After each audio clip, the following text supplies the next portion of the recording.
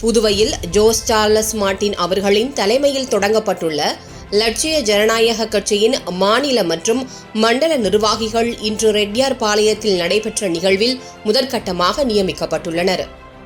மாநில பொதுச் செயலாளர்கள், மண்டல பொதுச் செயலாளர்கள், மாநில செய்தி தொடர்பாளர் என மொத்தம் 13 நிர்வாகிகளை நியமித்து தலைவர் ஜோஸ் சார்லஸ் மார்ட்டின் அறிவிப்பு வெளியிட்டுள்ளார்.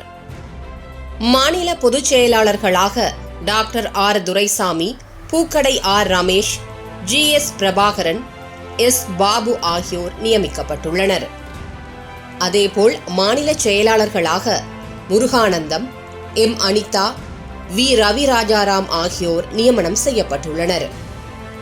மேலும் மண்டல பொதுச் செயலாளர்களாக A H. Abdul Bashith, G. Robert Jesudas, T. Vijayaraj, Suresh, முனைவர் திரு கண்ணபுரான் ஆகியோர் நியமிக்கப்பட்டுள்ளனர்.